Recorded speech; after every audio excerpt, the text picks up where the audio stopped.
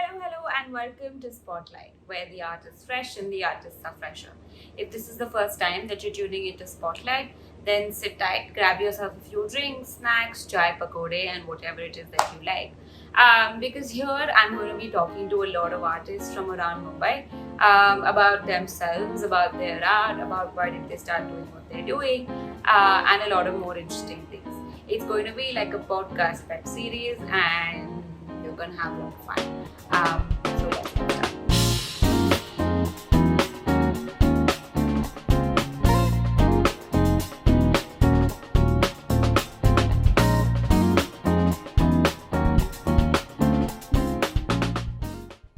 Sucho, or aka Suchitra. Welcome to BOT Spotlight. Sucho is a performer who's always managed to turn up at all of our open mics. She somehow managed to grab a spot at each one of them, even though we keep telling everybody that we're only going to entertain newer performers. She just gets through the registration forms and into our hearts every single open mic. Um, if you follow Black is Majestic on Instagram, you know that she basically takes scenarios out of real life and puts it into her pieces and calls it her own. But you know she's copied your life only. Basically, she's been spying somehow. Probably has a spy every corner. Uh, yeah, basically, she just writes your life in her words, makes it sound amazing. And trust me, you never have to use a dictionary with her pieces, which is, according to me, such a good thing. Because if I have to use a dictionary to understand what you've written, then I don't want to read. Um, Thank you so much for being here. Can you tell me what are you going to be performing? Like, give us a little bit Um, of background. I'm going to be performing a piece which I call teenage drama slash rewind because I don't know what to name it. So I'm confused. So I'm going to use both of those names. So it's called teenage drama slash rewind. And for those of you who've already heard it or read it, you're going to be very disappointed with the name. But it is how it is. I can't think of a name. So if you can come up with a name for it, please get back to me. I'd love to rename my piece. It's basically about my entire like teenage span and how I dealt with it and how I now look at it with vanity, all of just all of it with vanity and nothing else. It's I started writing it when I was in a writer's block actually. I had not written in a really long time. And as much as I adore John Keats saying, if poetry had not come to you as naturally as leaves to a tree, it had better not come at all. And as much as I adore that line, I realized during my writer's block that at the end of the day, it also has to be a discipline. And no matter what writer's block I'm going through, I have to sit down with myself and get myself to write.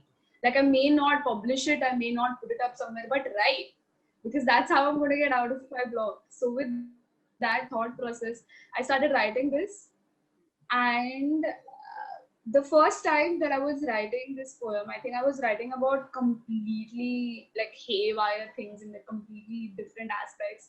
And I was writing about things surrounding me, and it did not turn out right. Like it did not turn out something that said, oh, this is something Sucho would have written. So, and I was getting kind of disappointed with myself. I know I can do much better, but why is this happening? So since I was writing things that was surrounding me, I decided, hey, why not write about me? Because that's easier to do. It's easier to, look back at your life, reflect, be narcissistic about it, and comment on your own self in a poem than commenting on someone else or a completely different topic, especially if you're in a writer's block. Also, Hemingway said something along the same lines. And I remember reading this article that said Hemingway once said that if you can't write anything, write a one true sentence, which is take something that happened in your life, write about it, just one sentence, and nobody can challenge it because it's true. Yeah, and it's your life. But yeah, so I decided to go with that thought process, and this was actually a very short poem. And then I decided, hey, why not complete my entire teenage span in this poem? And then that's how I think this poem came to life. So is that your normal process every single time that you write something? So Like if you had to previously when give me a breakup of what your process is, like a normal process of writing sure. something. Previously when I used to write just when like pieces would click me as and when and there were very random times. I think it was Zakir Khan that once said कि जब तुम कविता लिखने बैठते हो तब कविता आती नहीं है कुछ और तब कविता याद आती है. I might have just misquoted, but that was like I'm paraphrasing that is what it was, and I totally I totally agree with that.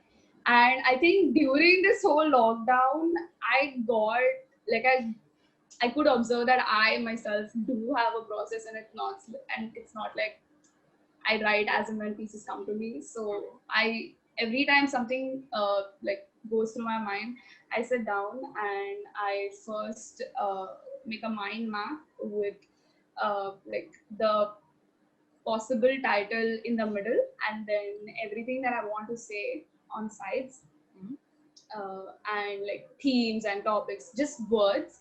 After that, I take off, I think, 10 minutes or something like that, and just write whatever that comes to my mind non-stop. And I time myself while doing that so that I just don't like go on. And if you keep going on, for me, it gets repetitive. So I stop myself at 10 minutes and then I go back to my mind map and this piece that I've written, my first probable draft, and then I highlight everything that I think is important from that, and then I go about it. There's also a very amazing poet called Josie Alford who does poems in the same way. This whole idea of trying to just write and time yourself came to me from her. And recently I've started, I think, writing more than ever. Is that I because of the may not. lockdown? Yeah. In the lockdown, yes. Has the lockdown helped with your art in any way? So to be very honest, since I am left alone with my thoughts, there is nothing else I can do but write. And since I'm an extrovert, I have this constant need of having my thoughts out there, of just speaking what I have on my mind and just constantly like. So usually my brain will buzz in 10 different directions. So I think lockdown has honestly like made me, I won't say write better, but write more, because I still don't know if I'm writing better than before. But isn't every piece better than before?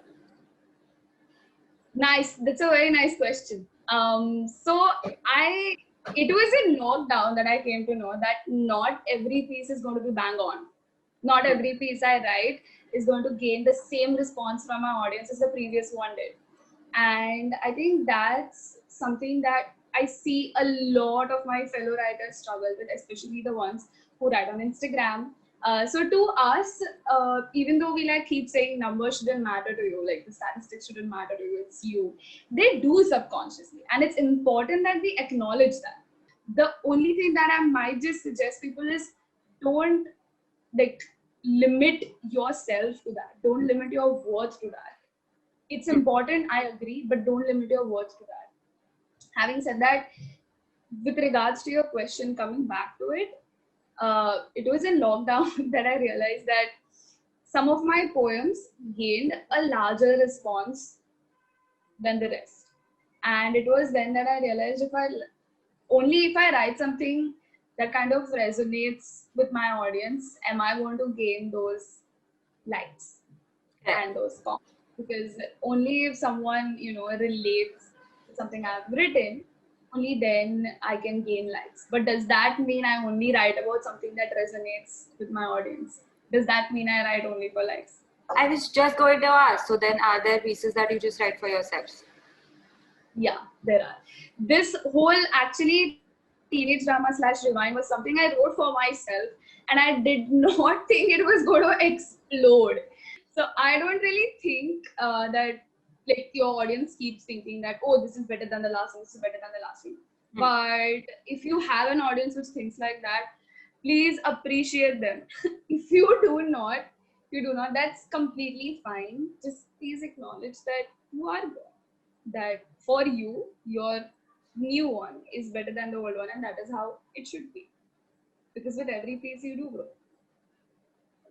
With every piece you do grow, and doesn't necessarily have to translate to the audience as well. They don't have to necessarily think that, oh, this sounds better or not than the last one. Yeah. That's very good learning. Thank you so much. Let's move on to your performance, and then I'm going to eat your head again with other questions. So my piece is called Teenage Drama / Rewind, and here it is. If I could rewind my teenage years once again, I'd watch myself disappear during summers. Sweat on already clammy hands, running around recklessly, my skin turning a shade darker every minute I'm exposed to the sunlight. I'm told my skin is a tan, which no one would look at with admiration. I'd sit with no one but myself, listening to a world, a prison of noises that stayed through these years. I'd hold on to the bars as tightly as I could, trying to push my face through them, desperately looking out for an escape. Over the years, these noises never really disappeared. I can still hear them, faintly, trying to take over. Running from 13 to 14, I see myself disappearing, meaningless rhythms, patterns, always running faster than I did the day before, running away from the hair on my legs I was now suddenly ashamed of. At 15, I knew loving won't come easy. At 15, I knew love was a hurricane that built a home inside of you. Love, I taught myself, was to give as much and more than you could. Love, much like pain, hurt in places my words couldn't reach back then. With 16, I learned to love a language. Each word brought along with itself Freiheit, meaning freedom, along with a constant reminder of walking a tightrope. The Sprache, meaning language, I grew up all over again from scratch. My tongue learning new sounds every day like a child mouthing words foreign to her. Talking came naturally to me. I spoke a language knowing my failure, meaning mistakes. I embraced my broken grammatique, meaning grammar, and spoke as loudly as I could for everyone to listen what I couldn't express in my mother tongue, yet could in my broken language. With learning to love a language came loving myself, guiding myself through a maze with nothing but Bauchgefühle, meaning gut instincts. Walking that tightrope, mothering myself, this is einfach, meaning this is easy. 17, I ripped myself to tiny pieces, thinking they'd shrink to the size of dust and be forgotten as they fly away.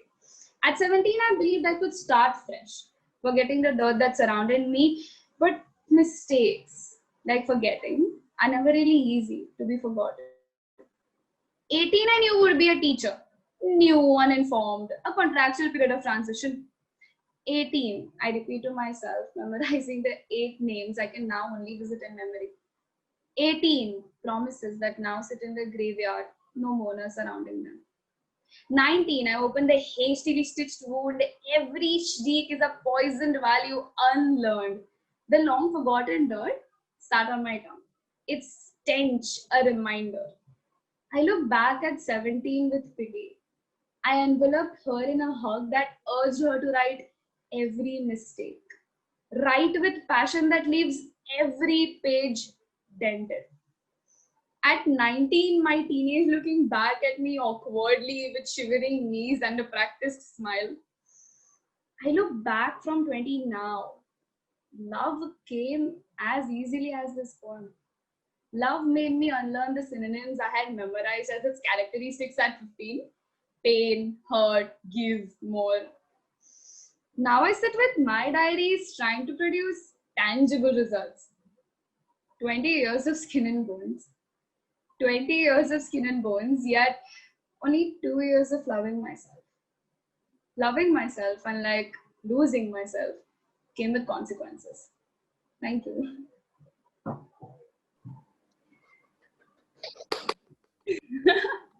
Also, from all the virtual audience looking.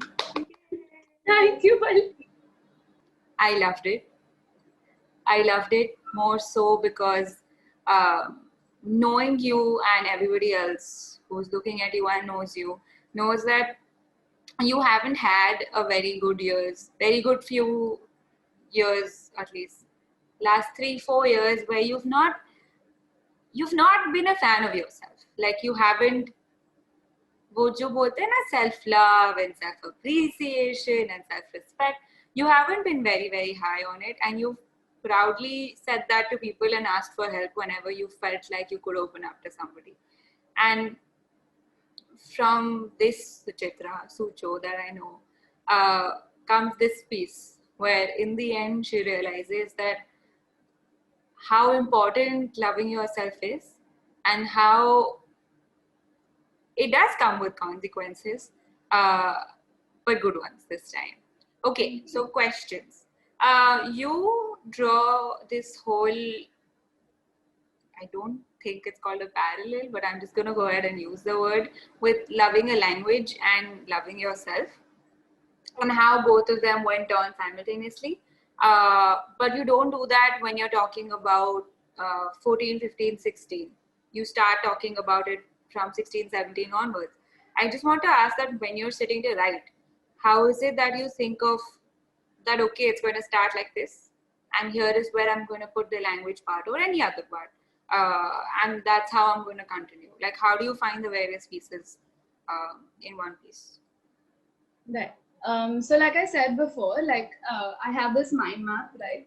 Mm-hmm. So in the mind map, I made a list of first all the ages. So it ranged from 13 to 20. And I listed down the things peculiar to me that happened to me in that age, which should not have happened, or some things which went genuinely great that may not have happened with everyone, so that everyone acknowledges that this might just come their way, something good is also coming their way. With how I decided to like put in a language or put in a metaphor at once, and how I decided to draw the parallel that you're talking about between a language and it is called parallel. Yes. You're right, it is.